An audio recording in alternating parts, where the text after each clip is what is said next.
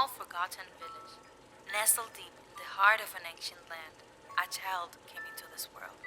Born to a poor family who could scarcely afford the barest of necessities.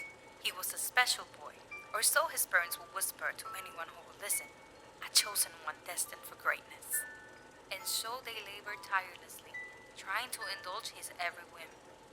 His mother stitched his garments with delicate care. At the same time, his father fashioned his playthings from scraps found strewn about their tiny home.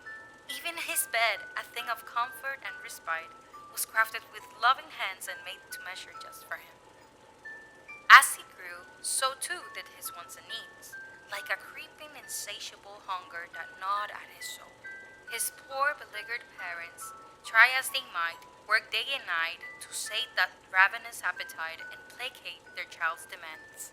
But the more they gave, the more he wanted, and they realized there would be no end to his insistent demand. When they could take it no longer, instead of giving in to another request, they set him down in a room heavy with silence and the air thick with tension. There, they gave him the ultimatum, cold and hard as steel. Learn to appreciate what you have, or suffer the consequences. An intense sense of disappointment filled his very being. A question nibbled at his brain, like a rat chewing through a pipe. Why had they bothered to indulge his every desire if they knew it would be a fleeting pleasure, doomed to evaporate like mist under a scorching sun? Days slipped into weeks, and weeks into months, before a twisted seed finally took root within him. Fed by his hunger that could never be satisfied, the child recognized that the key to unlocking his every desire lay in satisfaction and the insatiable quest for more. He needed more toys, gadgets, and trinkets to fill the void. The boy took to studying and scheming, learning the world's ways. He set his sights on mastering the art of manipulation, honing his skills like a surgeon with a scalpel. He learned to sweet-talk, cajole, and twist people's words until they agreed with him without even realizing it. And before long, he had become the most cunning, calculating, and ruthless young man. But he wasn't content to stop there. No, he had bigger plans. Politics was his next conquest, and he dove headfirst, promising the moon and stars to anyone who would pledge their allegiance to him. And oh, how they did. They flocked to him like moths to a flame, seduced by his honeyed words, sucking them from his silver tongue. He played the system like a fiddle, pulling strings and manipulating things until he became a kingpin. And the people around him, they basked in his glow, reveling in the spoils of his unbridled ambition. The boy was a master of desire and would do anything to stay on top. Anything at all. His greed knew no bounds. No amount of riches could ever be enough. But that kind of wealth attracted a dangerous type of attention. As rumors of his immense riches spread throughout the land, he found himself surrounded by enemies on all sides. The wealth and power he and his people amassed made them a target, and if he wanted to keep what he worked so hard to build, he'd had to fight tooth and nail. Instead of putting in the effort, he fled, seething, disgusted that he would have to abandon all he had built and begin anew in a foreign land. And yet he persevered, forging another darker kingdom, where his relentless pursuit of riches was the only thing that mattered. A place where he could ensure that his people would have anything they ever wanted, if they worked for it. A place where the weak fell by the wayside, and the hungry quenched their own unspoken desires. But, even within the confines of his own realm, he found no sanctuary from the shadowy threats that stalked him. Plagued by countless attempts on his life, he grew fixated on the notion of immortality. He scoured ancient tomes of forbidden lore and tested potions that promised to cheat death. He even sought counsel from the most powerful sorcerers, druids, and mages, but all their arcane wisdom yielded no fruit. Only when a mysterious lady arrived at his doorstep did his fate seem to change. At first, she was invisible to him, a minor annoyance, a mere witch with nothing to offer but trinkets and fairy tales. Then, like a lightning bolt from a clear sky, when she thought herself alone, she revealed her true power. bringing long dead flowers back to life with a mere wave of her hand. And with that simple, miraculous act, he knew he had stumbled upon something extraordinary, something that could change the course of his entire life. Suddenly, he found himself hungry to learn everything he could about this mysterious woman, watching her every move with a fascination bordering on obsession. For in her, he saw the key to unlocking the greatest mystery: how to cheat death.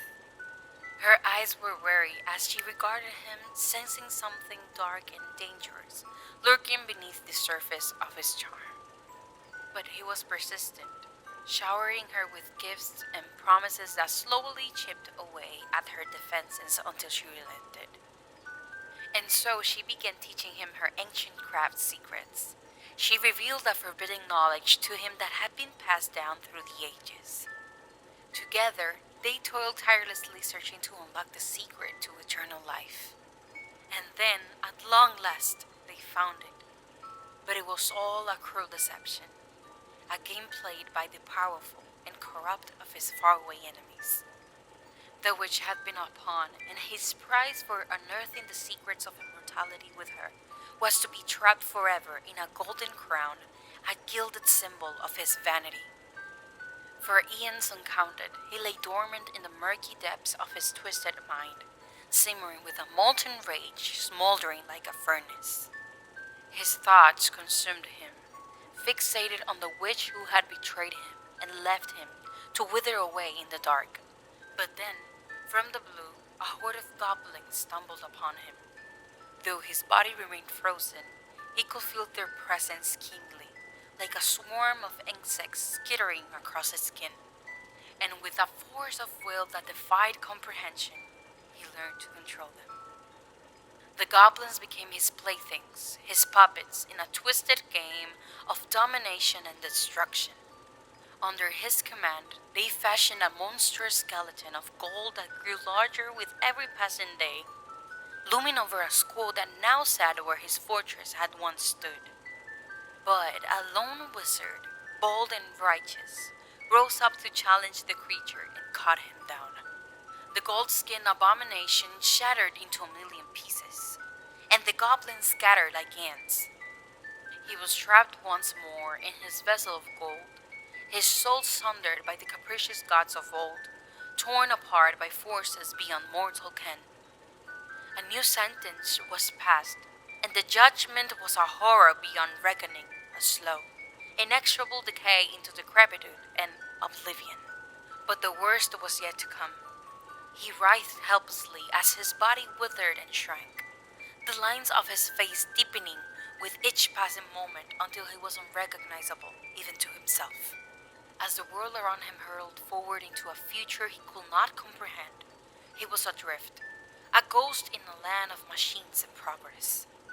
No matter how hard he tried, he could not keep up or make sense of the endless noise and flickering screens surrounding him. And so, when the men came promising care and comfort, he clung to them desperately, grateful for any reprieve from the endless confusion. But it was all a lie, a sickening ruse to lure him into their grasp.